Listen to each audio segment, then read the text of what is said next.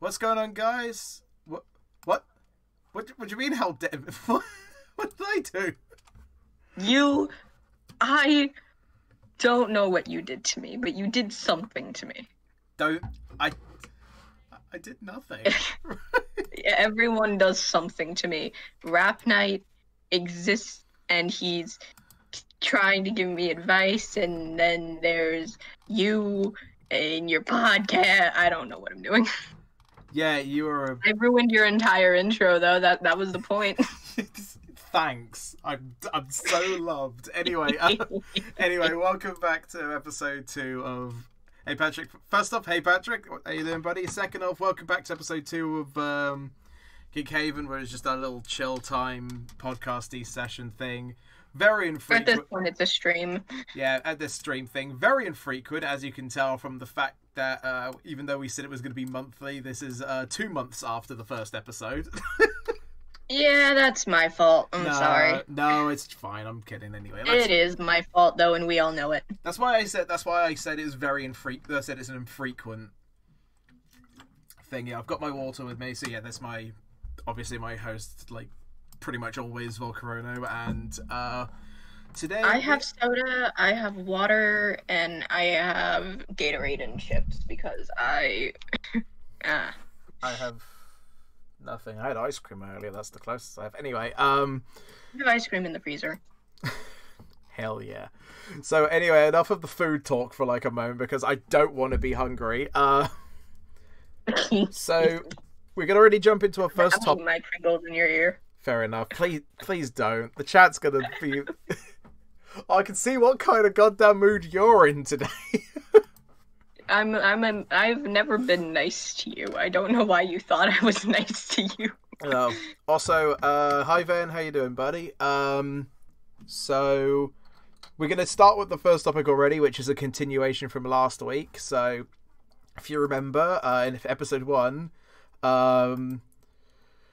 Volker decided to scream, "Where's my Gen 4 remakes?" Well, we got them. Like we did. Also, to the people that just rudely drove by the apartment complex with your motorcycles looking so cool, acting so loud, shut the fuck up, okay? God, you are... didn't expect you to be this hyper coming into this, but... I am very hyper. Everybody hates Liam, put that sitcom... Yeah, true. Anyway, I don't hate you. I know. It's just everyone bashes Liam. I know, so just...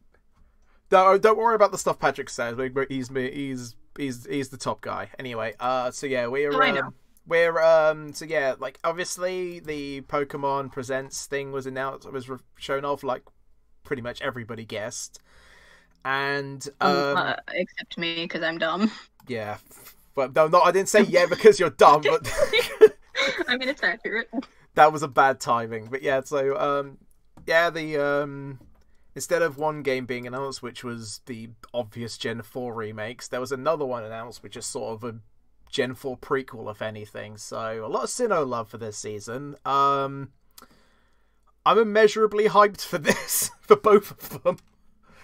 Oh, absolutely. One thing I will say is, like, okay, so I did not come in at a point with, this is going to sound really, really stupid. I didn't come in at a point for Pokemon where like everyone was like still in the old games. I started playing Pokemon when I was like 12 or 13. My first game was Alpha Sapphire.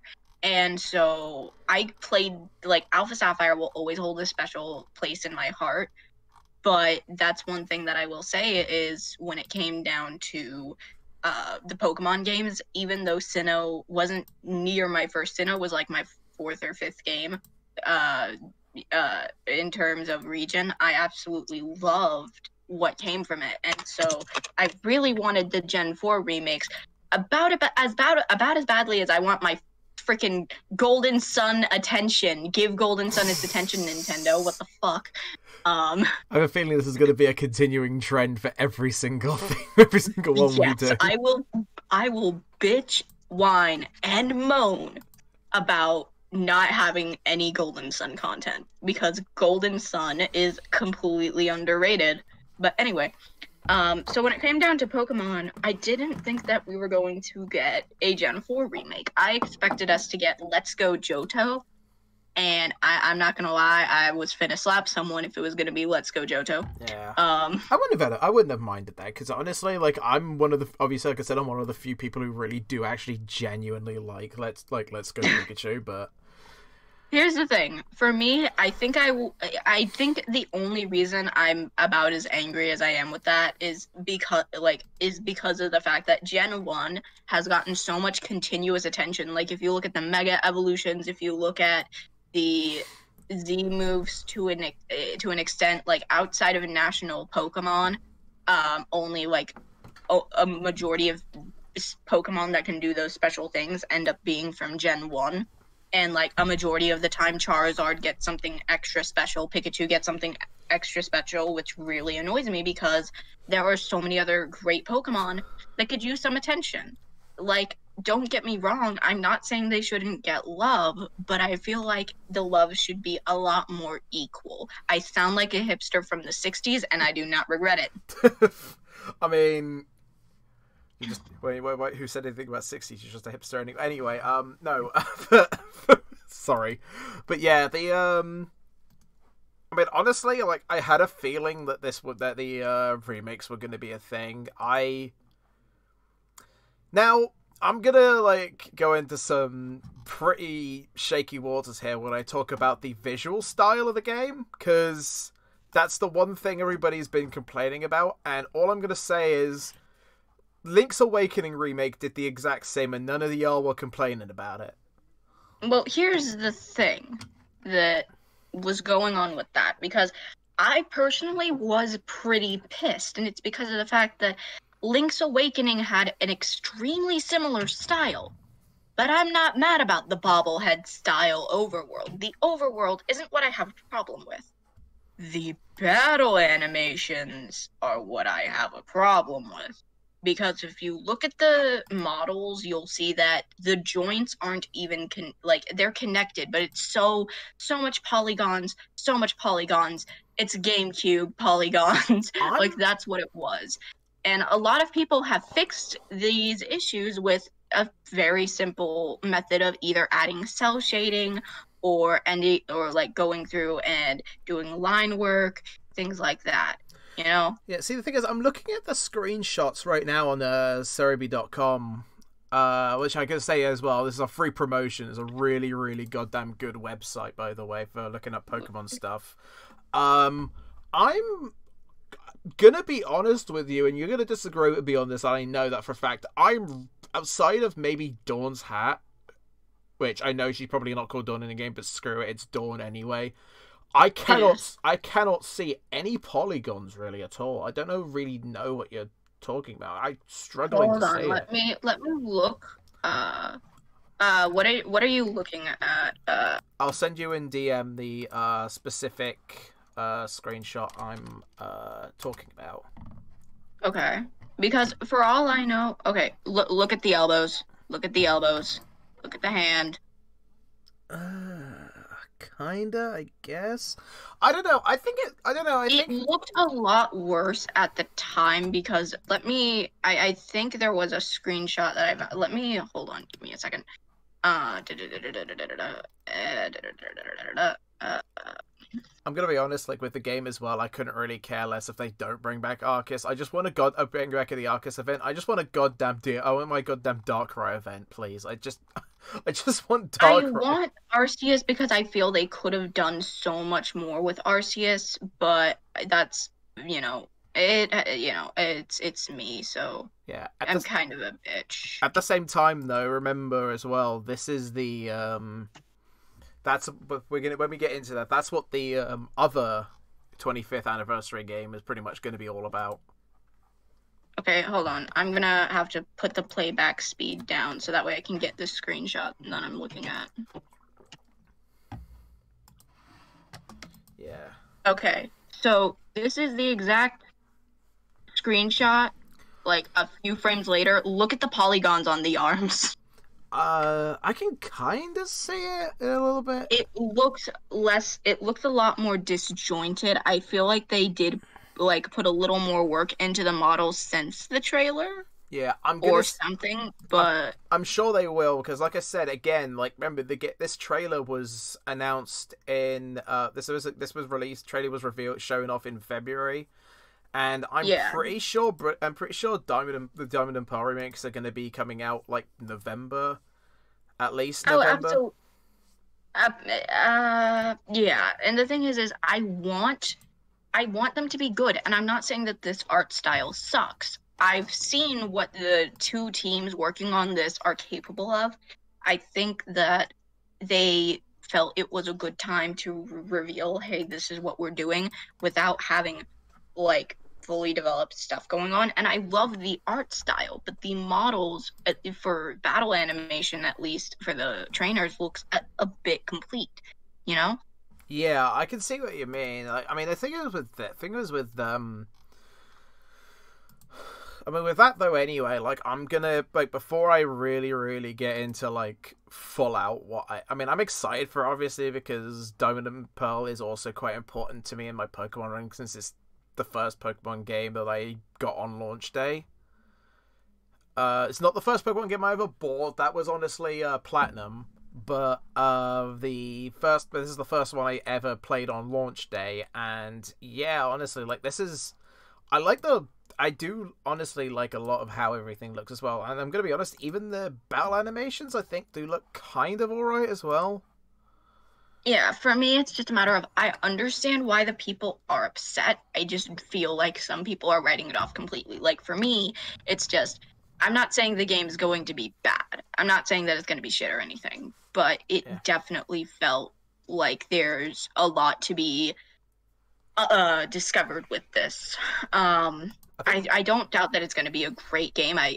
If they end up skimping on this remake, there's going to be a lot of problems, because how do you skimp on Gen 4? I mean, so far many different sources with the game itself said that in terms of like story, they're changing literally nothing. Like, it's going to be pretty much the same great fucking story that Diamond and Pearl had to begin with just the updated You know with what? updated fidelity and gameplay of And you know what? I'm cool with that, because I understand that them trying to add new things and do things differently hasn't exactly been going well for them. Like, don't get me wrong, I loved the Gen 3 remakes. There were some problems. As much as I don't want to admit that myself, because Gen 3 is like my generation of Pokemon, but I do see that. I do 100% see that. But yeah, like I said, that's quite exciting, which and this is going to be quite a hot take. I do kind of think that the Gen 4 remakes honestly do look better than what I'm going to be bringing up next, which is which is one of the more surprising ones, which is The Legend of Pokemon Breath of the Arceus. I don't know. I'm trying to be funny. Hold on. I got it. Okay. Because of where it's taking place, get it? Because it's early Sinnoh. Oh yeah. Legend of Sinnoh, Breath of Arceus. Yeah, that sounds better. Sounds less stupid than what I came up with. To be fair, it could also be interchangeable, like Legend of Arceus, Breath of Sinnoh, or Breath of the Sinnoh. I don't know. But that I am extremely excited for, because even if they don't go full national dex, which I don't see them doing, we still get to see Pokemon from different regions in the same place before everything was kind of broken up. It's extremely interesting, and it's kind of, it's kind of curious to look at and wonder, well, what's going to happen, like, since there's no like gym challenges or anything like that, what is that going to be like? Are we just going to be making the first Pokedex? Because if that's all there is, open world or not, we could run into a bit of the Breath of the Wild situation, where it's a great game but leaves quite a bit to be desired. Yeah, I mean, I think for me the really big thing about this is really what got me more excited for this, because I'm gonna be honest, like, while I did like. Well, I did like Sword and Shield like a significant amount, like the visual. Even though I can kind of say the visuals they weren't bad by any stretch of the imagination. Just compared to what they could have been, they weren't fantastic. This game, again, even though like I said earlier, like, and I'm pretty sure, like I said, they're going to fix it. They're going to fix it, make it look a bit more sharper because this is pretty much like. This was shown off in February, and this is coming out next year, so yeah. Oh yeah. So yeah, they're obviously gonna fix a lot of stuff in time for that to come out. But the Jags, man, the jagged. What are you talking about? I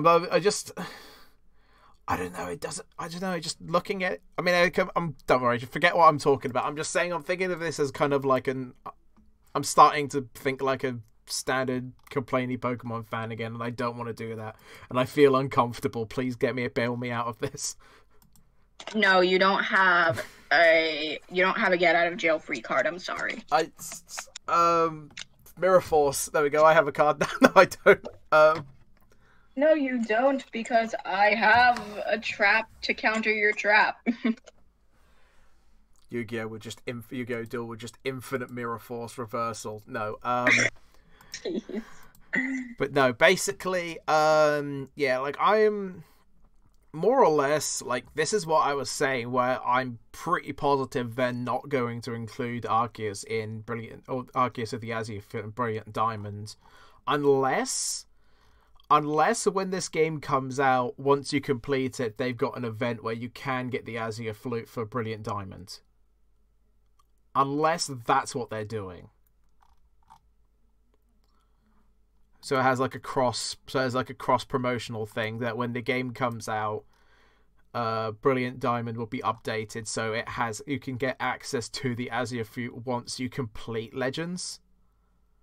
Mm-hmm.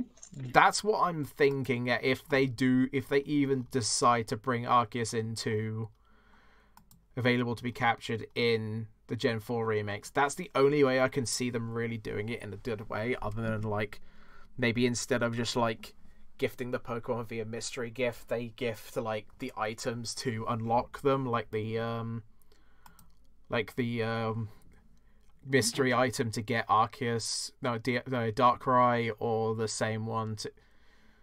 Obviously, I'm going to bring up Darkrai first. Why wouldn't I? But Mm-hmm. like the item to get Arceus, for example.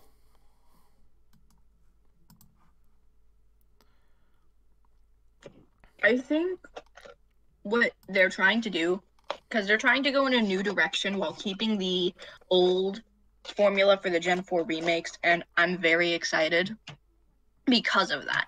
Because they're doing the Gen 4 remakes because we whined and bitched and complained about it for so long.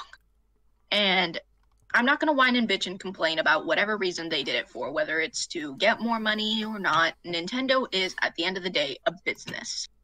But they put it out there because the fans wanted it. If we didn't want it, they wouldn't be doing it. Yeah. So the fact that they're trying to remain true to Gen 4 while also taking new steps to do something different for a new game, I'm actually very excited about.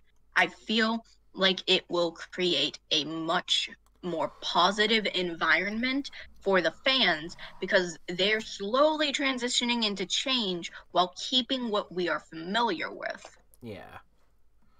Sorry, I was scrolling through the Cerebi listings and I actively shivered in revulsion when I saw Bidoof. Oh. Well done. Hashtag not my god. Anyway, No.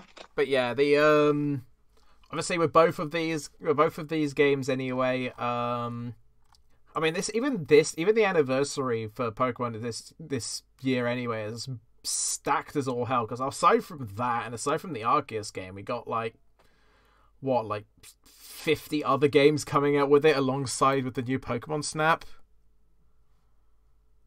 Which I'm not entirely excited about Pokemon Snap, but that's just because it's not my sort of game. Yeah, I mean, it wouldn't be for me, but I'm a huge, even though I didn't grow up with it, I'm a huge fan of the original Pokemon Snap.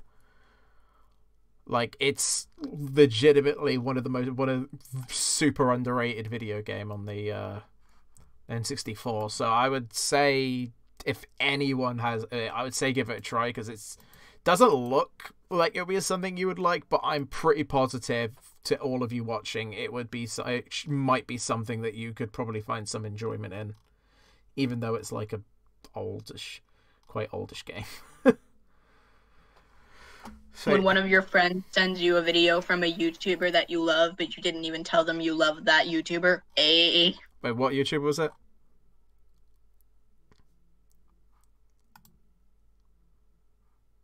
He, as far as I remember, he does parody music, and he does like fun little raps for like certain situations. I don't know. I don't know if there's any drama around him, because apparently that's been happening. Like, I love the FNAF community, and then I found out that one of my favorite artists from the community was I'm not gonna say it, because for all I know it could have been disproven, and I just don't know. But they were supposedly doing some very bad things, and yeah, I used to listen to them a lot. Oh my god, yeah, that's shitty. I mean, that's happened a lot with like a lot of big names.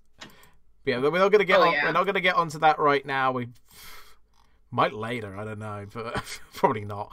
Definitely not. But no, so yeah, I feel so obviously with the Pokemon, with a lot of the Pokemon stuff, there really is nothing else outside of the 2 new games and Snap. There's the Pokemon Unite thing, which, to be honest, like universally pissed off everyone, I think. What was that? The Pokemon MOBA. Oh, also, but hold up. I'm just gonna mention this because I'm petty, and I want to make it like very clear. I am joking when I say this. Okay. I know that my audio quality and my skill is not it right now, but like Cam Steady, formerly known as Cam VGRB, dropped a Pokemon protagonist cipher. Huh. And I wasn't on it. How dare... No, I'm kidding. I'm kidding. Because, like, dude, I've been rapping for less than a year. I am not Cam Steady material. Like, I'm not ready for that. Geek Haven podcast, the Geek Haven podcast, episode 2. Volker proceeds to call out a random no-car artist for no reason. Bruh, you don't remember video game rap battles? I do? Yeah, he rebranded to Cam Steady, which, congrats to him, because, like, that's a brave move to make, especially when he had been making music for, like, how long? Over a decade? Yeah, Cam's been doing this for a while. Yeah. We could discuss... And that's... So I was going to say... We will discuss more nerdcore once we get past some of the other topics, because I can see, because we talk a lot, but, you know. Yeah, yeah, because I was just going to say, like, with Pokemon Unite, like, I think that probably would have gone over at least a little bit better. Just a little bit. If, like, they didn't have, like, 2 Pokemon Presents things where, like, the first one they announced, like, a load of really good ones alongside with the new Pokemon Snap and say, oh, for the next one, we got a very, very special announcement. Something you'll need to watch this for. And then it's literally just a free-to-play Pokemon MOBA. Yeah, but to be honest, frankly, if it's free to play, I'm not gonna be too pissy about it. Yeah. I mean, it's not that it's there. I don't really care. I don't like MOBAs personally anyway. Oh, hey, Nightbreaker. Nightbreaker! My brother! There's a donate button when you need it. Well, I do plan on trying to add like a donate stuff to YouTube streams, but yeah.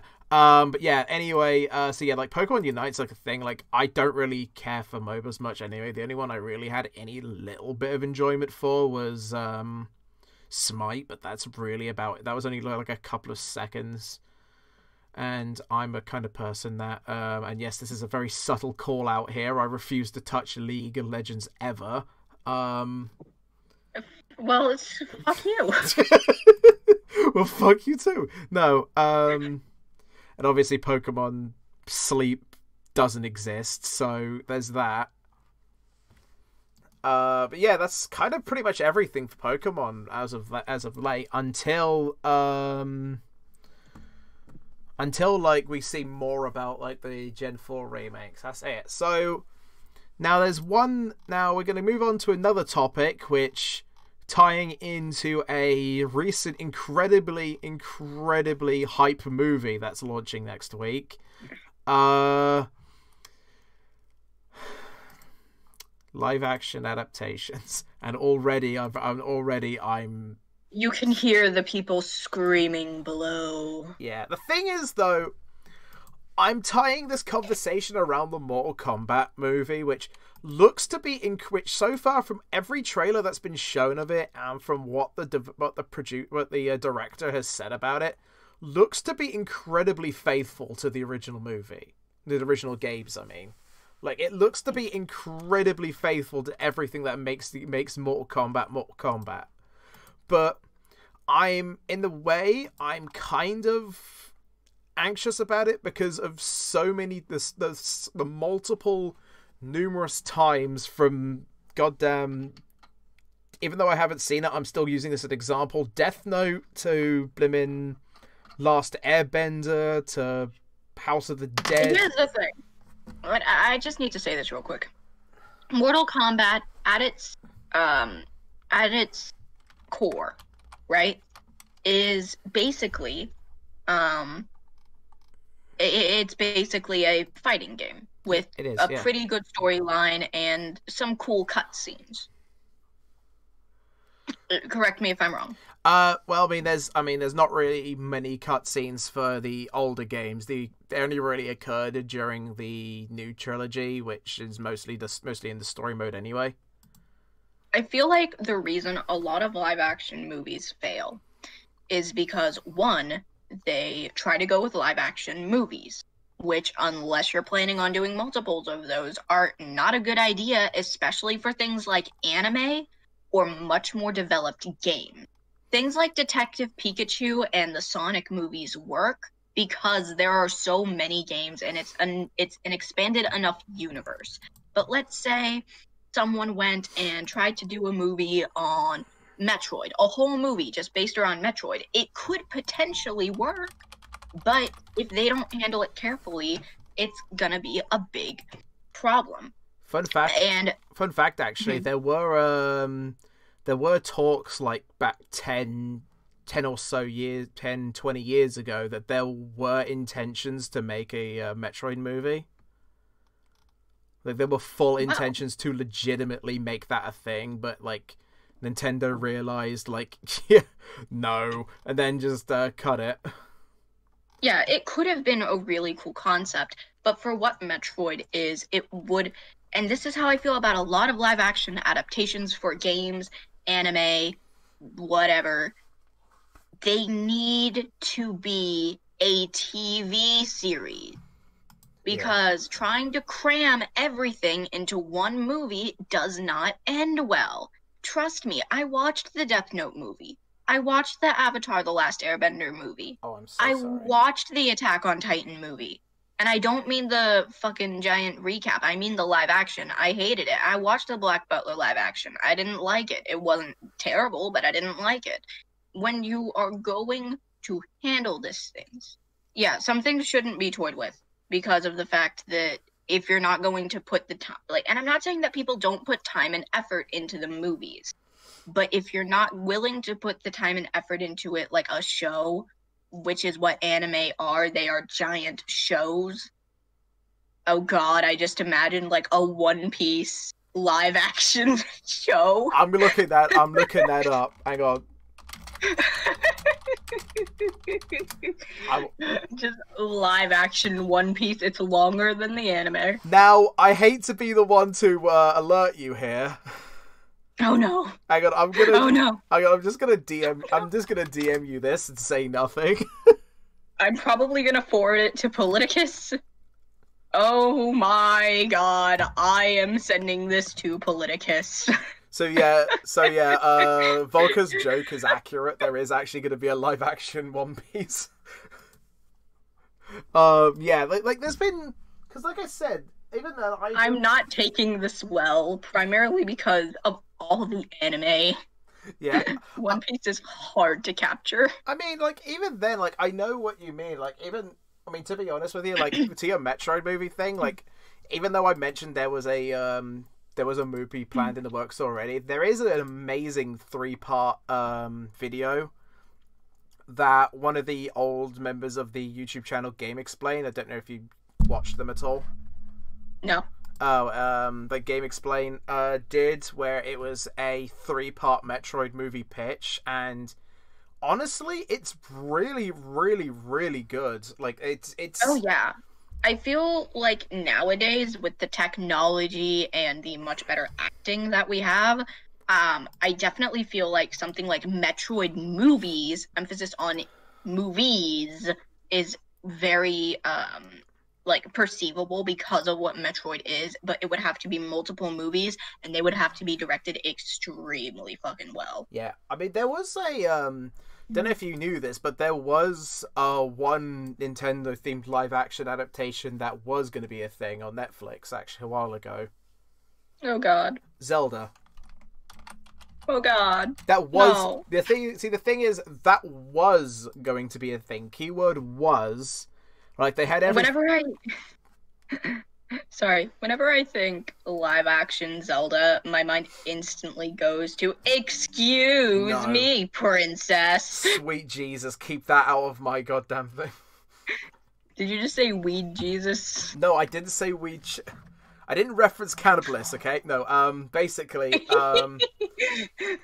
but yeah, they, purportedly, there was Netflix and Nintendo were working together on a live-action Zelda series, and then somebody apparently leaked it, and then Nintendo basically realized, piss off, and decided to not do that, which also proceeded to cancel a claymation Star Fox series as well. Which actually does piss me off, because Star Fox has so much potential to be so much more than what it was, and now we just don't get that. But then again, Star Fox is constantly in Smash. I'm like, Isaac, when are we going to get Golden Sun in Smash? I mean, Star Fox has been in... I mean, literally, Star Fox has been in Smash since literally the first game on the N64, so I can't really... But no, like... There's been a lot of, I mean, like I said, this from me regularly. Yeah, that's fine. It's just the thing is, there's been a lot of good. There's been a lot of good out there, obviously. Like, even the old school, like, live action adaptations were really good. Like, especially for video games. Like the Street Fighter movie, even though a lot of people don't like that, it was so much fun. And plus, also the memes that were generated from that as well were absolutely spectacular. The original Mortal Kombat movie, I will go on a whim and say that is one of my favourite movies literally one of my favourite movies to watch, just because of how hammy, over the top, and just how iconic it is. And then so the thing is, with live action adaptations, video games have been more lucky to come out with at least some goods and some actually enjoyable stuff from it. But so far yet, there hasn't been a good anime one, and right now, as I say this, I'm staring at my DVD copy of Dragon Ball Evolution with, like, absolute malice and hatred.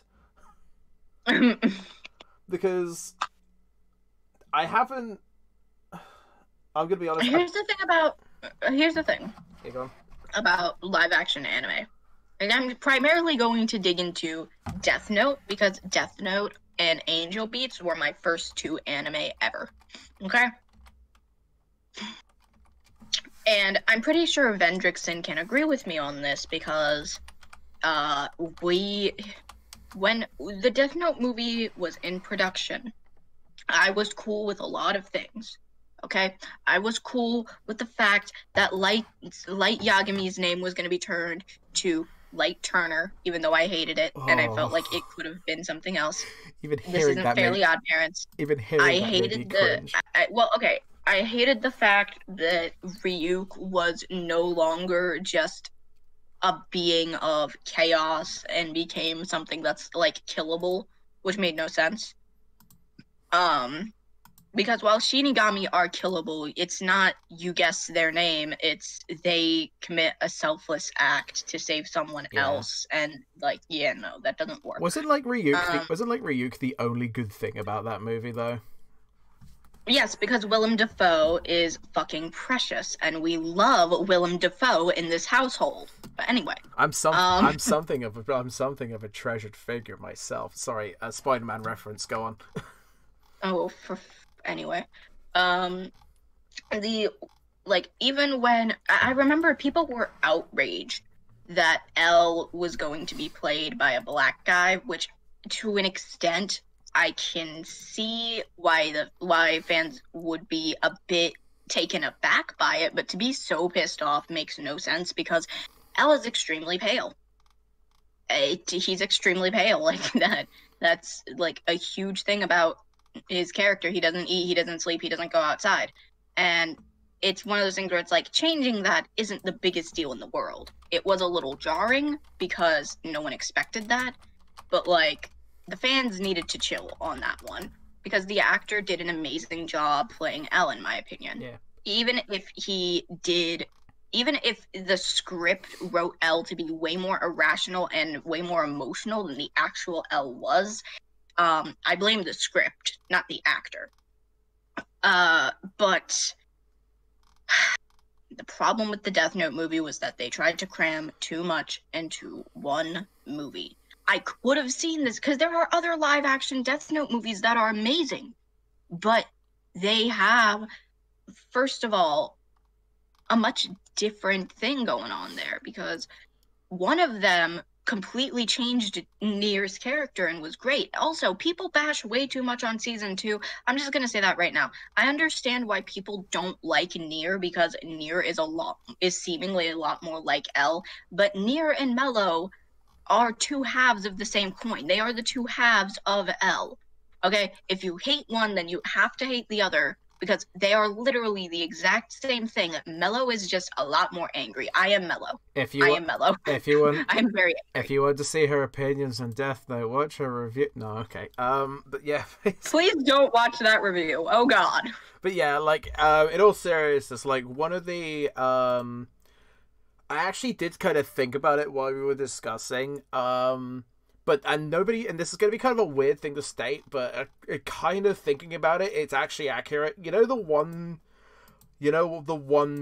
really only time that a live action adaptation in a way, live action quote unquote adaptation in a way has actually worked, like, and actually worked and been in any way successful. Marvel movies. Absolutely. Because, like, think about it. Because also at the same time, you're taking characters from. I mean, it's not the stories necessarily, even though some of them kind of are. Like, Civil War was kind of based on the comic, but not really. And but the thing is, with MCU, it's the same thing that we were talking about with like the video games. Is there are more movies to them, and the MCU is so expansive. But this is why I have a problem with the DC movies, and only the movies, because a lot of the time they seem extremely rushed. Like, don't get me wrong, I loved the Aquaman movie, but it was a little rushed. It's the problem I had with the Captain Marvel movie. And Captain Marvel, I think, is the only movie I can say that I saw that I didn't like because it was way too rushed. Yeah, a lot of people really didn't like Captain Marvel, to be honest. I can say that from what I've seen. But it's like, even then, like, a lot of like, I've been rewatching all of the MCU movies again, like even Hulk, which initially mostly just because I'm so incomprehensibly excited for the new Spider-Man movie that I'm now watching them all again. And yeah, even then, like, even Hulk, which wasn't the best movie, literally the best movie out of any of them, going back, it's a lot better than what I remember it being, because I keep watching everybody talk about it, saying that it was just this terrible mess of a movie, and I was like, no, it's not that bad. It's not great, but it's not terrible. Can I just say that like Tom Holland is the best Peter Parker? Yeah, I've watched a lot of stuff about Tom Holland being a massive Tom, dork. Tom, he's so precious. I want to give him a hug. I love how I've watched a lot of like the the panels and all of the stuff about everybody getting at him as well. Even for the actor of Falcon, and I remember seeing one thing where the Falcon was like where the guy who played the Falcon was like, "Oh, I didn't see the new Spider-Man movie, no," and Tom was like, "Well, I mean, I didn't see the new Falcon movie. Oh, wait, sorry." But yeah, like even though Also, can I just mention, like, yeah, when it comes to the MCU, I have to say, I don't know how it took me so long to get. Well, I do know how. If my family wasn't interested in something, they just didn't put it on. It wasn't that they hated it, but if they didn't have interest in it, they weren't going to watch it. I didn't grow up with much interest in Marvel outside of the original Tobey Maguire movies. I was going to get to that a little later on, actually. Oh, I'm just going to say this. Tobey Maguire's acting was terrible. And while it did technically fit that iteration of Spider-Man, literally one of the only reasons I loved the movie so much is because of like the entire plot that happened with Green Goblin and Harry and all that. That was really well done. Well, I've just come up with our third topic to also tie into live action adaptations as well now. Anyway, go on.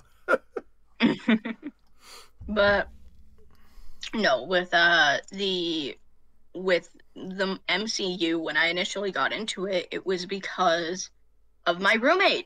It was because of Cannibalist, because when he came over, he asked if I had seen Infinity War, which had come out, and at the time it was still on Netflix because Disney Plus wasn't a thing. Remember those days? I sure do. I miss them. Same. Anyway,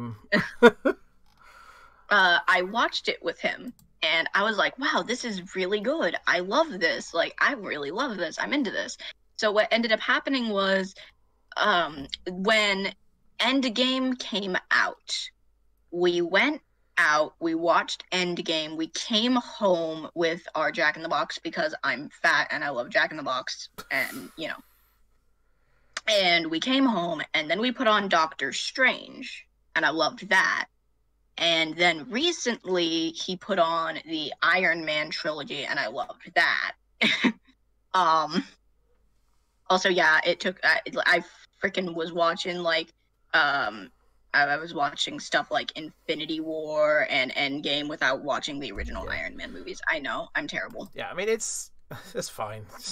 It's you won't. I feel sorry for you, but yeah, that's fine. Anyway, it was definitely worth it, and I will say, like, the MCU does it so well, and I don't know if it's because of funding or if it's just because of the fact that, like, they just are so well done. Like, they're not as rushed. Also, I will pay money at some point to get Ryan Reynolds to say fuck and it come out of Detective Pikachu's voice. Completely unrelated, but God. I will pay for that to happen. I'm pretty sure people have done that now by like modifying, like using stuff from Deadpool and such and mixing that with that. Oh yeah, Deadpool. Can we just mention that Deadpool is fucking awesome? Can we mention the fact that now Deadpool's now in the Marvel Cinematic Universe? I blame Ryan Reynolds. Because Fox are now owned by Disney now, Fantastic Four, the X-Men, and Deadpool are all going to be part of the MCU at some point. Which, I'm gonna be real, I'm glad that Ryan Reynolds went and bought the rights to Deadpool. Plus also, because, Deadpool 3's even been confirmed as well, and it's going to be the first rated R Disney movie. Hey, awesome! Did I just do one of my fucking ad-libs live? I think you just did.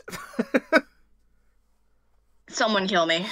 Someone kill me. Later, anyway. Someone kill me. But yeah, like Like, which also, speaking of the MCU, this kind of leads into the third topic that I actually kind of just... See, I'm kind of ad-libbing here. Like, the only two topics I had were the live-action... We are not scripted. This is why I curse as much as I do. Yeah, the only two I had in my eyes were, like, the live-action adaptation stuff and the Pokemon thing. Those are the only two I had thought of. Anything else, we're kind of just going off the fly here. So that's why I kind of want to, like, talk about the new Spider-Man movie. Which is that in production or? Yes, the title for it has been shown off for now, which is No Way Home. Okay, because I was about to say, I've seen Far From Home and I've seen Homecoming, but yeah. I haven't. Okay. Basically, this is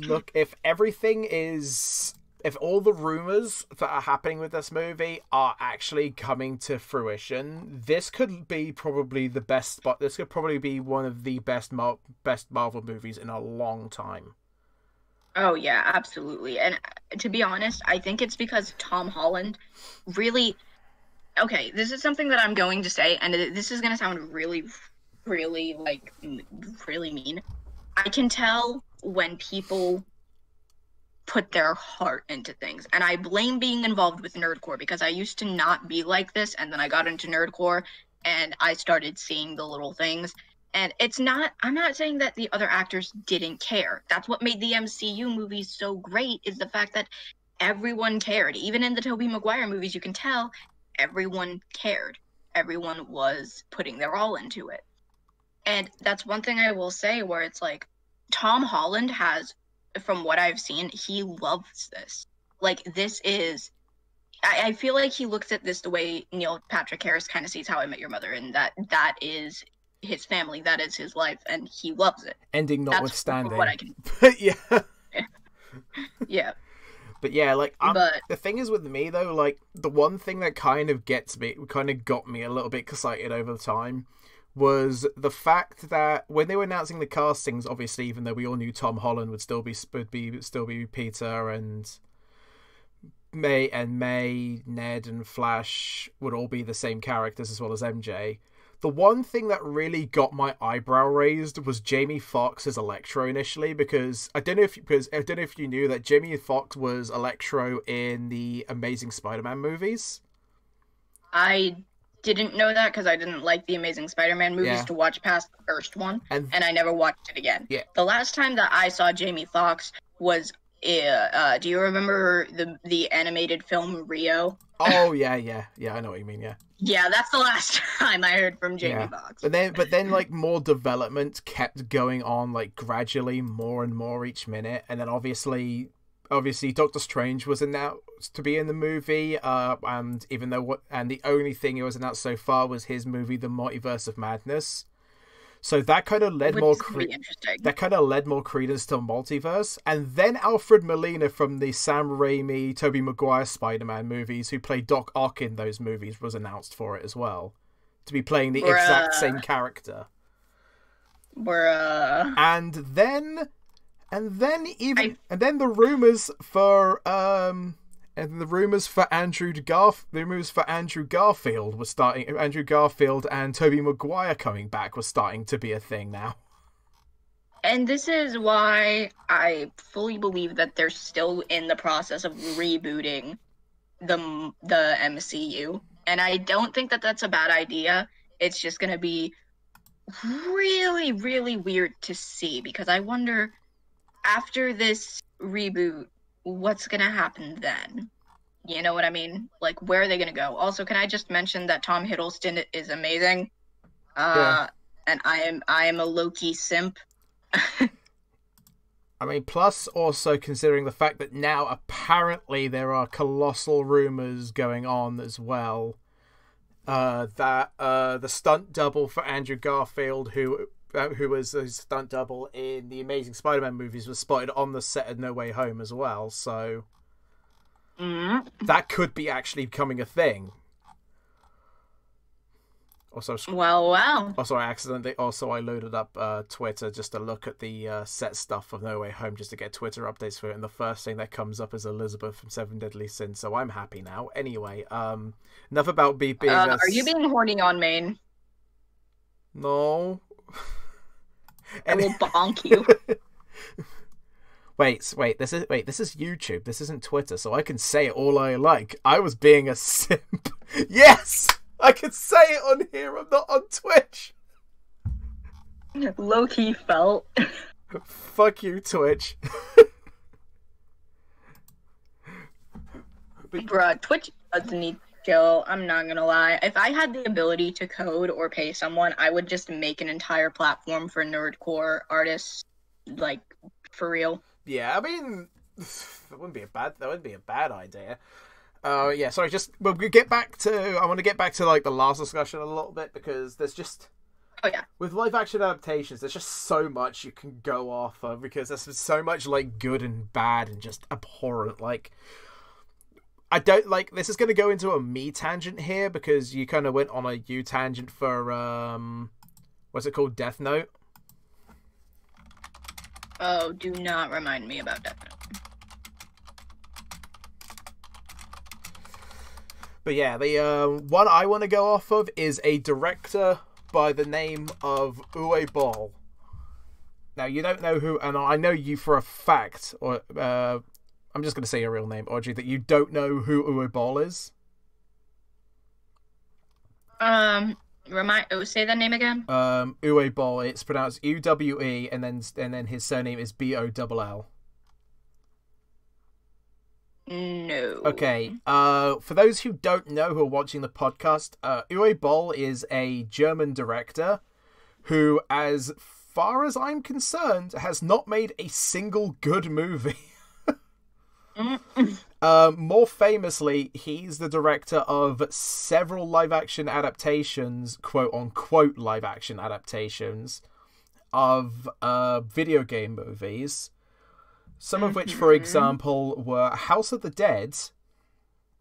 Their first, the on-rails shooter House of the Dead, one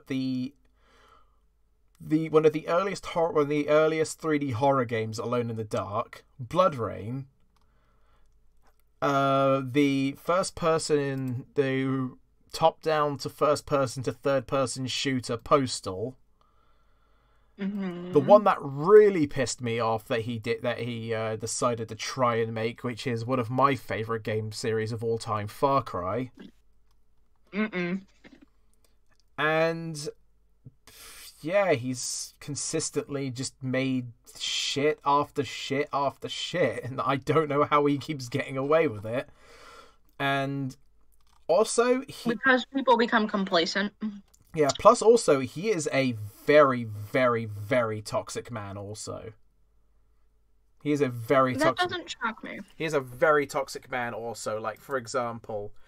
So usually with critics, what you would do is, if you're a good director or a good performer or what have you, you would listen to critics, take it to heart, and follow through with it and work on it. Or if you're a bad critic, you would shout at them completely ignore them, and keep doing the same thing you always did. You know, I know someone who does that. Yeah, Uwe Boll took this to a whole new level. What, death threats? Well, if by death threats you mean challenging his harshest critics to a 10-round boxing match, then yes. Oh my fucking god. And you think I'm joking, but no. No, I don't. People are fucking stupid. He legitimately did that. It's fucking surprise. It's fucking like. Okay, but here's my thing. What does that have to do with making movies? Like, I could see if he challenged them to be like, make a better movie than me, because like, even if that's a dickish thing to do, that would make sense. A 10-round boxing match? I guess he was just bitter about the fact that people shit on his already shit movies. He even, apparently according to his Wikipedia article, he even challenged a Panagia challenged Canadian director and the writer of the Silent Hill movie, Roger Avery, to it, and even Quentin Tarantino. Bruh. Who, if you love movies, I don't think I need to say who Quentin Tarantino is, but yeah. Also, can I just mention, like, if he challenged this, because I know Quentin Tarantino is also a director, if I remember correctly. Yeah. What would have made me laugh is if he challenged Michael Bay. Oh my god. But that's just because that's a meeting. That's just because that amuses me. Yeah, Quentin Tarantino is a director. He was the director of Pulp Fiction and Kill Bill. Oh. Actually, he was the director and writer of Pulp Fiction and Kill Bill. Oh, that makes sense. And also a partial director of Sin City as well, which is another one of the few live action adaptations that which actually was in a way genuinely good. Apparently, I don't know. I've not seen the movie, but I've heard from some people it was actually pretty good, even though Frank Miller is clinically insane. Just like me. Yeah. Yeah, no, yeah, I can't really decline that. But yeah, so this was one thing that I was asked about in the DMs as well. So that was that topic. Do you want anything else you want to close off on with that last one, or? No, but I am going to summarize my thoughts. Go on. Live action movies can be good. If you feel there's too much going on, this is more for directors. If you think there's too much going on in a movie and you're trying to cram too much into it, maybe think about making multiple movies. Don't shove everything into that one basket, because that's going to become a problem. Maybe consider doing a show if you feel like movies aren't going to cut it.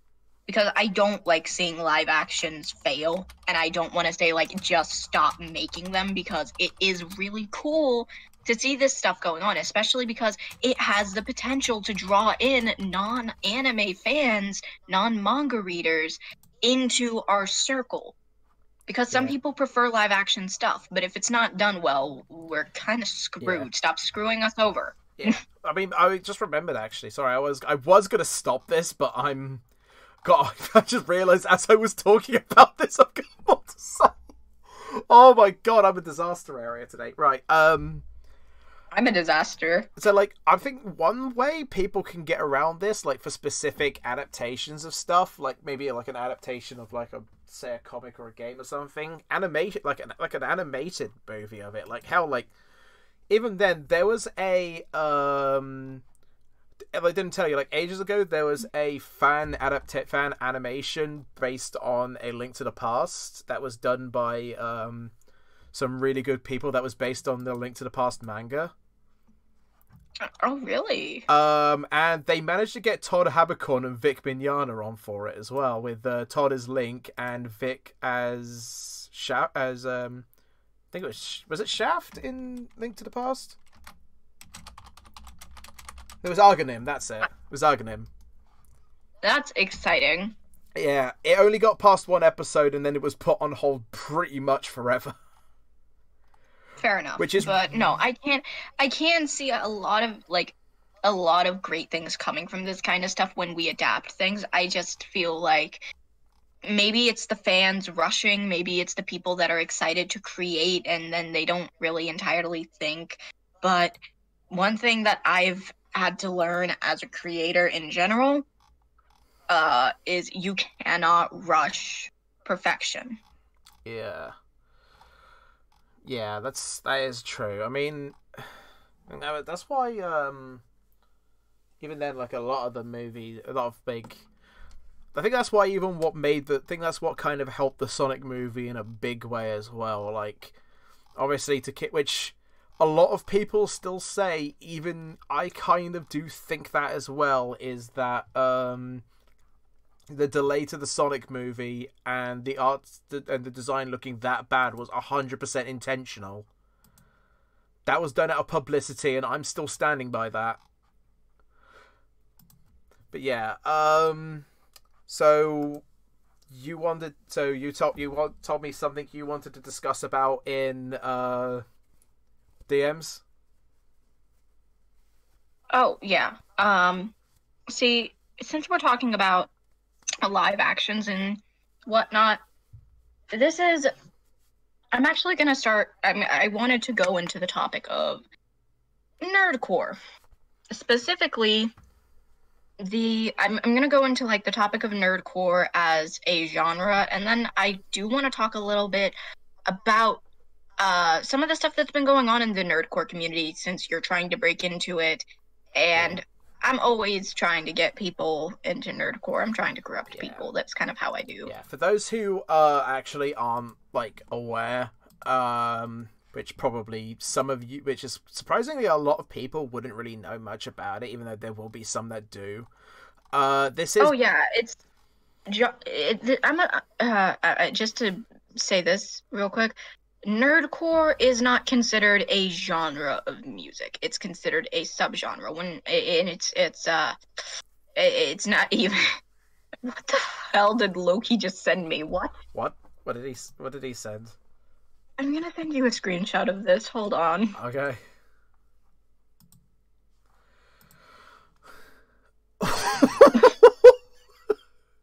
What the Yes, of course. Why would I? Why would it not? Why?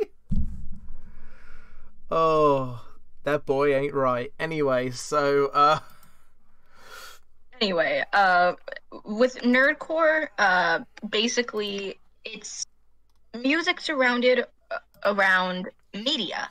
The reason I say it's surrounded around media is because nerdcore, if I remember correctly, got its start with raps and songs based on horror characters to stuff like the MCU comics and whatnot. Like, people were all over that. To a huge extent, nerdcore is still there. It wasn't until a few years ago, like I want to say like a good 5-6 years, I could be wrong, that people really started doing raps and tracks on anime. I don't know who the first was. I know that Rustage was one of the first to make it big as an anime rapper, and DPS, Fable, Josh. I think Josh has been doing it for a while though. They kind of followed, and they grew in their own skill sets and abilities. And Rustage is. This isn't a diss on Rustage. This is just something that I genuinely see is the fact that I think that I'm just a mini female Rustage with how unstable I am. Yeah. Not gonna lie. If you think about it, technically Weird Al Yankovic also did a rap because he released a song called White and Nerdy. I'm gonna get punched in the face. I'm going to hurt you. I do like Weird Al Yankovic though. Anyway, go on. Weird Al is awesome, but that joke was terrible. You degenerate. Oh, I know.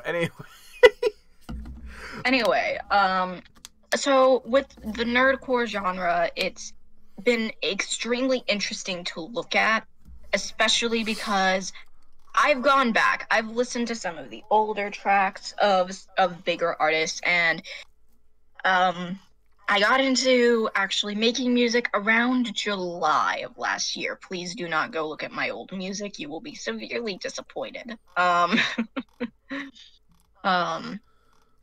But when it comes to the entirety of the genre, it's actually one of the most this is gonna sound really contradictory to say it to with Liam, because he knows some of the shit I've been through. Mm-hmm. This community is extremely supportive. Recently, it's faced repercussions for being extremely supportive, because when you don't really vet people, you get people in there that are toxic, as with any community. Sorry, go on. I was expecting you to, like, say someone's name. Please don't, because I don't want to fire under my ass, because that'll happen. But... No, I'm better than that. I'm just gonna make a very sarcastic, soft, and very dry cough here, and then move on. But anyway, when it comes to me and this kind of stuff, it's I'm not gonna lie, it's kind of frustrating because as a genre, many people don't see nerdcore as music. There's a reason that DPS basically made a diss track on these people called Easy Bag, and it is a bop. Yeah. I mean, at the same, but that doesn't really. That's not if people saying that it's not even music is. Oh, sorry. Hang on. Excuse that Windows notification noise. I forgot I accidentally had fireworks still open. But yeah, it's like that's down to a point though. Like it's pointless to say that nerdcore isn't music anyway because it's rap. Like regardless of like if it's about like a specific it's rap, thing. It's singing. Like everyone has their own style. Fable is metal rock, and he can rap. Like that man is gifted. Yeah, so, I wish I was him because of the fact that I need his secrets. So like, but like, it's music. Like, it's music. Like people are like, this isn't music. You're not talking about the real stuff. What is more real than rapping as a character in an anime that's going through war, that's going through family loss, like that's going through trauma? Like, bruh. Like, I think in any case, I would listen to 500 nerdcore songs, even the bad ones, left, center, and in a row, than listen to listen to a second of a song by Jason Derulo. Sorry, I was gonna go into my. I'm sorry. You need to stop memeing on Jason Derulo because, he's not the worst. I hate him so much. He is such a crime against music. I mean, I'm also a crime against music because I'm a worse artist than him. No, you're not. Yes, I am. I would listen to your songs on a loop for a whole year than even listen to one of his 3-minute songs. Anyway, this isn't about Jason fucking Derulo. This is about nerdcore. I get on a tangent when I talk about him. I understand it. I used to be that way with Justin Bieber, but that's because I was on that hate train, and now I just don't care. But with nerdcore, as a genre, it's also very diverse. I think that's one of the things I love about it. And I really love that it came from stuff that people love in media, because like I don't think that nerdcore is just limited to anime. I feel like nerdcore is broken up into a whole bunch of different little subgenres of itself, because you have the video games, you have the comic book stuff, you have the movie stuff, and then you have the stuff based on like the anime, and everyone has their own style. I think the most frustrating part is trying to find your style, especially because when this is gonna sound really, really weird. I think a lot of people joined nerdcore to kind of find their friends. Like, that sounds really, really stupid on the surface, but when nerdcore first became like really, really big in terms of the anime sense, when Rustage and the initial group of YouTube anime nerdcore, and this is just like from my perspective for how long I've been listening. I know that there are many before them, and I know that we are where we are because of the people before us. I want to make that clear. With like Rustage's group, a lot of what was going on was people would portray the group as like, oh, well, we're a bunch of friends, we do stuff together, we do ciphers together, we have fun collaborating. That's why I joined, not because I wanted to be friends with them, but because I wanted my own friends. You know, I wanted to be able to create something with people. Now, this hasn't worked out the best for me, but I do have some amazing friends. In nerdcore, and you have a server with over 100 people in it. Do not start on me with that, bruh. You know I'm right. Anyway, yeah, like with this. But anyway, I don't know, with Noco for me, like, sorry, I know you were done your discussion. No, go ahead, but go I ahead. just, I'm like, sorry, I'm going on a tangent. no, it's fine, it's fine. Like I said, but yeah, you're in the community now, full out. You know more about this than me, but yeah, for me, like, obviously, like, when you got into it, this was kind of like a thing where I was just like, okay, this is a bit interesting. Like, I was kind of a bit critical because I was obviously, you know, I wasn't even big on rap to begin with, so coming in was kind of just like a big like blow. Like, whoa, okay, so some of this is actually pretty good. And then I listened to more, and I was just like, my ear for picking out things was started to like, okay, I'm starting to notice a pattern here with this kind of stuff. Like, this is all of them are kind of starting to sound a bit the same to me, but this was mostly just the ciphers, if anything. But and this is what became an issue for the fans, is because this is primarily with male names, where if you were a guy and you were on a bunch of ciphers, there was a problem because it was the same person over and over. Yeah. Didn't apply to women. Didn't apply to women. That's not really. That sounds petty, but low key, I see it, because like if you're not Savvy or Shara or Tammy Cat or Night of Breath or Hala or Sailor, like people are pretty content with them, and I don't blame them because they are very talented and skilled artists. Yeah, but it is a bit frustrating when I see people constantly going like, "Oh, I'm tired of seeing this name and this name and this name and this name," and then like they're so complacent with the other side. Mostly what I was on about anyway was kind of just like the tropes that I was listening to in the lyrics that people use for each cipher was kind of just a bit samey, if you get what I mean. Like, most of it's kind of just like felt the same, but after a bit, like, listening to more and more of it, I started to really, like, get interested in it, and then, obviously, I then started editing for this loser, and sorry, I didn't mean to call you wait, yes, I did, never mind. No, I'm just trash. No, I did mean to call you a loser, never mind, but yeah. I am trash.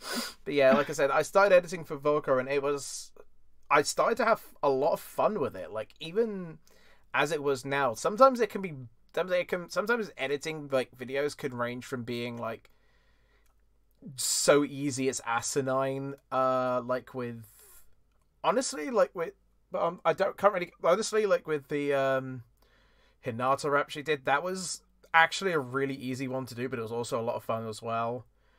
Also can range from having a lot of, and also can be a lot of fun as well, which you can see with her most viewed video on her channel. This is basically just a big promotion fest right now, so just bear with me a sec, guys. To honestly the hardest one, which is a toss-up currently between, I'm not going to reveal what it is, which you can just look on Twitter to see what it is, but one I'm you can say it, I don't care. One I'm currently editing right now for I'm getting ready for editing now, which is on Death from Akame ga Kill, and her Princess Vivi rap, which I'm going to be honest was the hardest thing I've ever had to edit in a long time. But yeah, like, I'm sorry, the beat I got was like 4 minutes long, and I didn't want to ask him to shorten it because, like, it's not even the beat that was the problem; it's the character. But eventually, I did find some good stuff, and honestly, I'm proud of how it came out as. But yeah,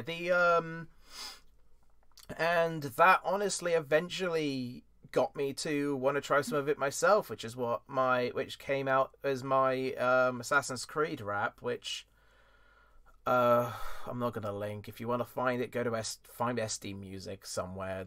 You'll find it eventually. Everyone starts somewhere, my boy. Yeah, you'll find it eventually. You'll find the channel eventually. But yeah, I'm writing more. That's why I love how you didn't even question the freaking Legend of Zelda CDI, my boy. No, I did notice it. I just didn't want to bring attention to it. But yeah, but like even then,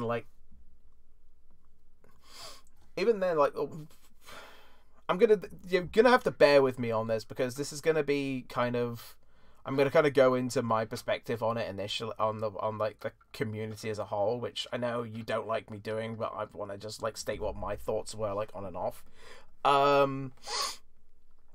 For me, I've been in found a lot of communities, from like Pokemon Pokemon to like Yu-Gi-Oh to Halo to Call of Duty to like the Rockstar Games community of like GTA and Red Dead and all that. I've been in a lot of those. To almost and being heavily active within, I mean, being in a lot, being now getting more and deeper into the Nerdcore community by speaking to a lot of really awesome people, like mostly who I've met through Audrey as well. Like, been a lot of fun as well. Like speaking to a lot of cool people. Like, so there's been some great, absolutely wonderful people I've met, like Shadow Knight, who's a fucking dork and I love him. To like All Time, who's also a weirdo, and Shiro, who, while I don't agree with him on his opinion on Sonic 4, I do. He was a lot of fun to do. It was a lot of fun to do a live stream with and roast the shit out of him with. But yeah, but at the same time, I was kind of getting a little. I'm going to turn on my volume. Jesus Christ, that's really loud. I was kind of getting a little bit. No, Mum, it's my volume. My volume was. Oh. But yeah, I was kind of getting a little bit side-eyed initially because I was kind of like, this is starting to look like one of those negative voice is louder than the good voice communities again, which was starting to get me really worried because for me, excuse that again, that was another one of those. For me, it was a same case with a community I'm heavily active in, which is the WWE Games community, which I can say for safekeeping, the WWE Games and core community is one of the worst communities in the world in some aspects. It's worse than most. Honestly, I would say if I had to compare that in those, I would say the 2K community is pretty much worse in every aspect. I wouldn't even say the core community is bad. It's just the bad side is louder, but that's more me. The bad side is extremely loud when it comes out, and I'm going to be entirely honest. I feel I joined Nerdcore at like the worst time because before I joined Nerdcore, everything seemed really peaceful, and then I joined Nerdcore around the same time as someone else, and as soon as they joined the community, they just kind of brought out the worst in some people, and it became a thing where like I never really was socially good at anything. So like I have some friends that I trust, and then overall there are like acquaintances and people that I like to hang out with, but I don't really have my group, and it's something about Nerdcore that I both love and I hate. I love seeing the groups support the people in them. And it's not like a cliquey thing where you can't get in. But because of the fact that when I joined, a lot of drama started going down. And then it keeps going down because there's a new drama like every month. Because some people don't know how to like chill. It's exactly the same as my community as well. Like pretty much every single month there's a new thing. Like there was a big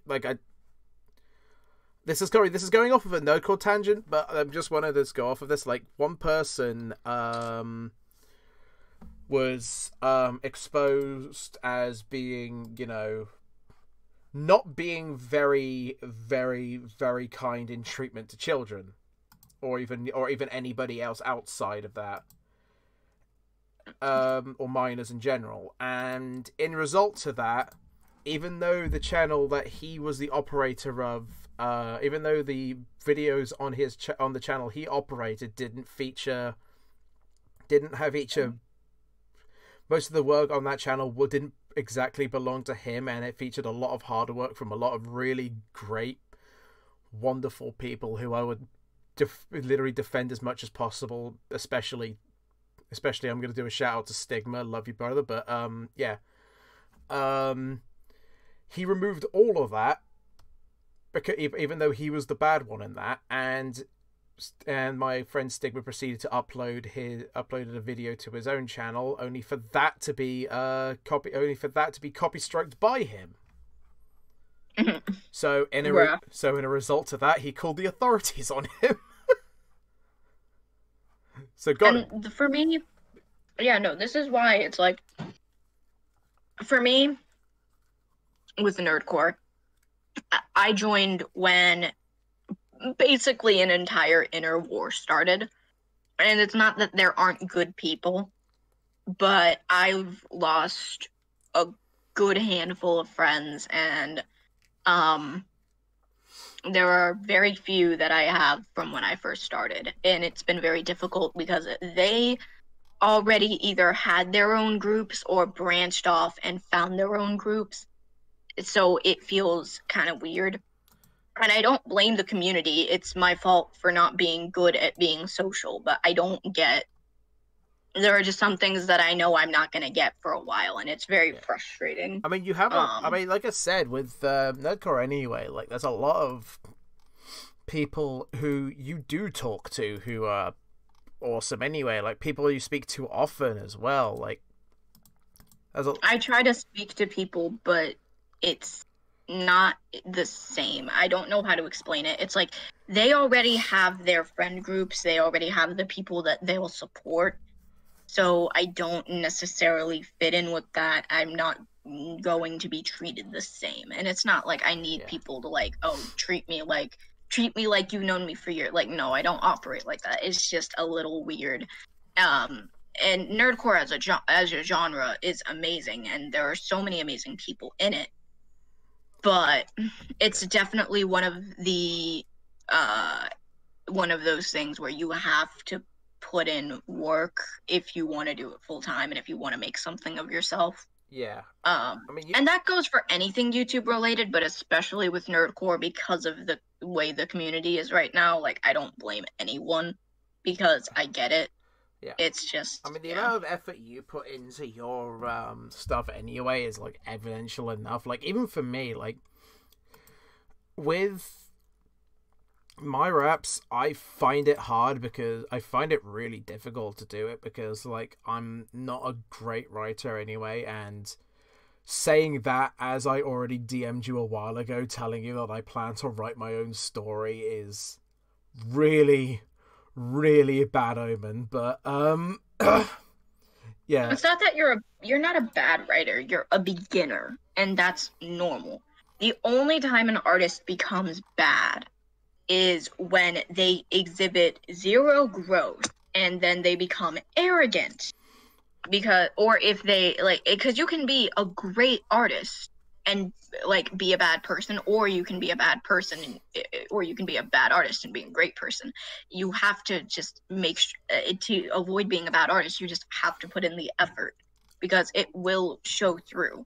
I feel like being a good artist doesn't necessarily mean making good music. It's about putting the work in that, for me, makes someone a good artist. Oh, don't worry about it. I know I'm gonna go into nerdcore as a dumpster fire and come out as a flaming garbage can fire. I don't know. I mean, I know I'm just trash. It's getting to a point where it's starting to get really upsetting. But yeah, like I said, like I can see the fun. It took me a really long time to really, really get engaged into. Oh, for sure. Nerdcore in general. Like, it took me a bit. It was kind of like through a combination of working on videos, speaking to people, really actively talking to, like, listening to different tracks and all that. And then that really gave me the motivation to go, like, right, I'm going to sit down and I'm going to start working on my first song. And I had, like, even then, I had, like, 3 different songs I was going to do, which I'm still going to do probably the other ones at some point anyway after a rewrite. But, like, the problem for me is, though, like, when you do your tracks, are you, like, you're comfortable performing knowing that there's other people in the house, aren't you?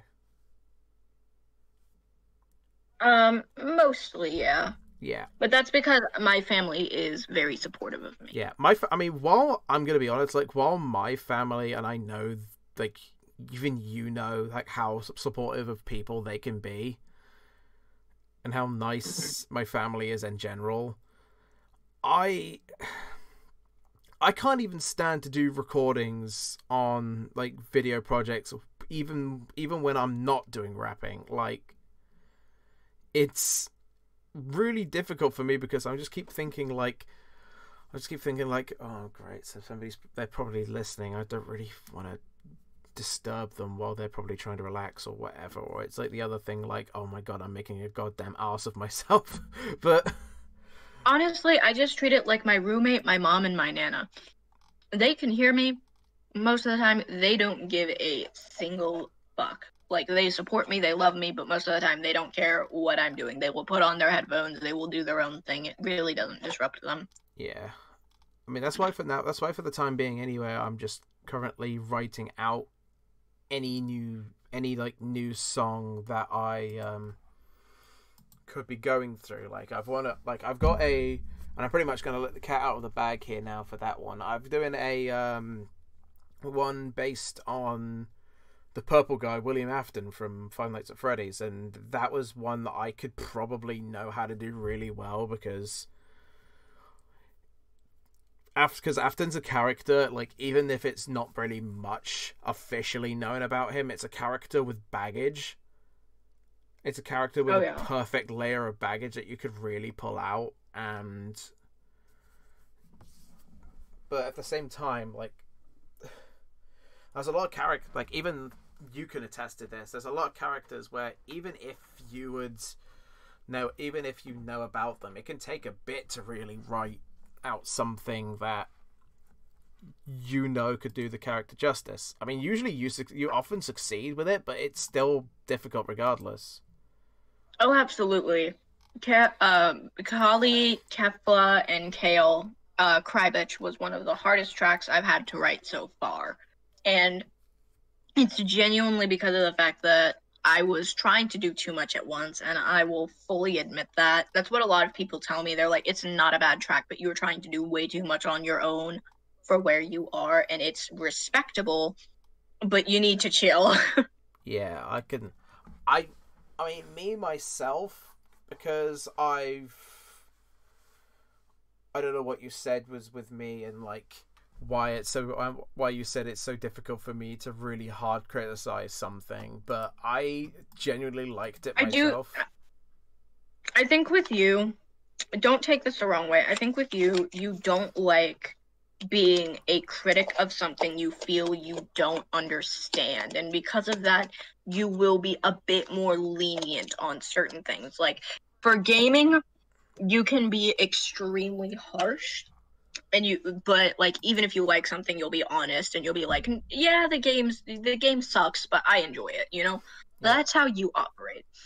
But when it comes to something you don't understand, oftentimes you will say something kind of neutral, or if you do like it, you'll say you like it. If you don't like it and you feel you don't understand it, you'll say something neutral because you don't want to be offensive. Yeah, it's kind of with me though. That's kind of true, because with that's such a good point actually. Because with the case, like with Nerdcore, say, like, if I want to criticize like a Nerdcore song, like, it's not just because I don't understand it. It's because I know at the end of the day, there's a singular real person on the other end of the line.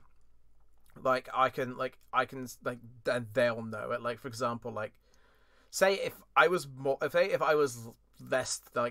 wasn't just like one of your good friends or like your editor, say if I was like just a fan or something, and I was watching your content and there was a song I thought was really off about it. If I wanted to say that, at the end of the day, I know you would be seeing that, and as somebody like me, with my thoughts on how I talk to people, I really don't want it to hit them in a bad way. So that's why I say it like that. However, with gaming, because there's usually a big corporation behind a game that I probably won't. There could be a behind a game, and like thousands of people will also be saying that. I'm one in like a million, or even a million or more people who would be saying something about this game. If you get me. Yeah, and I understand what you're saying. I feel like everyone needs to grow from critique. I think it just depends on how you deliver it. and who you're saying it to. Because some people can't take criticism. They will be happy to give and give and give and give and give it, but then they can't take it themselves. I also feel like there's a certain level of criticism that a lot of people don't see regarding anything creative, and that's the fact that criticism doesn't mean being destructive. We shouldn't have to like clarify this is constructive criticism and this is criticism. No, criticism was always meant to be constructive. Saying this is trash isn't criticism, because when you're criticizing something, you're pointing out exactly what's wrong with it, even if you don't provide solutions to it, because then someone knows. You know, like just saying this is trash and moving on isn't going to help someone. Yeah. With me, see, that's what I was gonna say. Like, I was gonna say, with like criticizing stuff, there is a level where it can go from being fair and it can go from being fair and respectful to like, you are being a massive bellend. Please stop being a bellend. Why are you being like that? Why I used that phrasing, I wish I could tell you, but still, Are you okay? No. Fair enough. Yeah, like, look at the time. Oh, okay, I'm going for a bit. Jesus. So is there anything else you wanted to drop on relating to Nerdcore? I think when it comes to Nerdcore, the one thing that a lot of people need to remember is you have to be... Don't let anything deter you from doing what you love. Just make sure that you do connect with the right people. You don't need a group, even if you might feel like you do. You just have to keep pushing. And the reason I brought up Nerdcore is because it is a form of media that a lot of us take kind of, seriously. And I'm working on a secret project that I'm not going to disclose to you guys. This is special to me. And I'm not going to disclose it until I have enough stockpiled and I'm about to release this project. It's a pretty big thing for me. But anyway.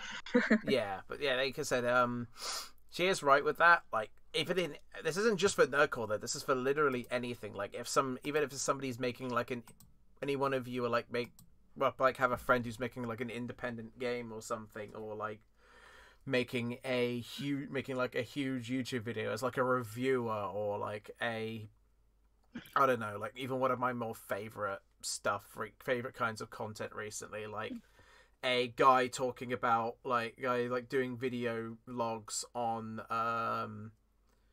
like horror themed alternate reality games or something like that, for example. Like, in any case, stuff like giving helpful advice is always something. Check Twitter. There's always something that helps somebody more in the long run, rather than just saying, this sucks, and then disliking. At the end of the day, if you don't like the video, then just explain to them what you didn't like in it. So it helps. So while it may sound harsher in the initial run, it helps them in the end as well, rather than just being like throwing crap at a screen and like being salty and all that. Yeah. Because at the end of the day, if you're going to try and get into that medium as well, and people see how you treat criticism, no one works with you. Absolutely. No one's even for me, like when I get I get quote unquote criticism that's just being like really negative and all that stuff, I end up just like trying to grin and bear it. I oftentimes don't respond to it because I know all I can do is grin and bear it. But it's definitely like, you have to be careful how you take it, because like if you're given constructive criticism and you respond and you're like, no, this is just my way of doing things, then that's not gonna help anything. Like, oftentimes when I get told something constructive and it's something I'm already doing, I will make it known, like, this is what I'm already doing. I already kind of I do this a lot anyway, so kind of a deal. But also check Twitter. I did. Hi, buddy. I did. I'm trying to find the right. I'm trying to find the right Vine. I'm trying to find that vine. Yeah. Trying to find that vine of the guy sliding down the hall, going, "Good evening." Hang on, I'm gonna get that out. But a self plug. I'm doing a Seven Deadly Sins cipher that, if all goes well, it should be out in the next couple of weeks. There is only like 2 verses left because our king is going to be doing the re-recording that he needs to do tonight, and then we will be on track.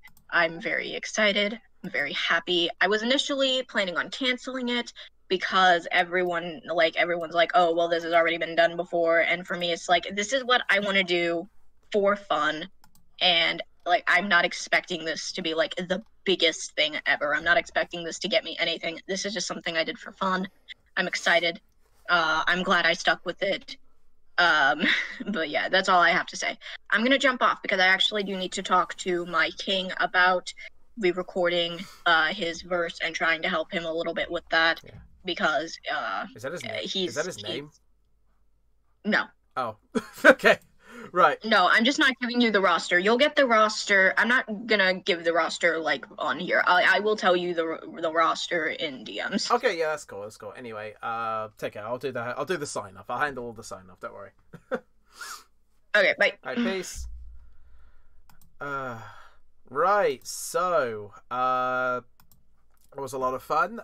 Thank you so much for watching. Obviously, Volka's already plugged all her shit down. For me, though, if you want to sub to my channel, feel free to do so, and you'll be automatically updated if you ring the bell whenever I upload a new video, like a new episode of Geek Haven, or like what I plan to do sooner or later, my analysis videos or reviews, which is going to be more specifically. Also, go sub to SD Music for Nerdcore reactions and Nerdcore music. As recently I just uploaded my first song, By the Order, which is a rap based on Assassin's Creed 2. Or more or less just Assassin's Creed 2 for both Desmond Miles and Ezio.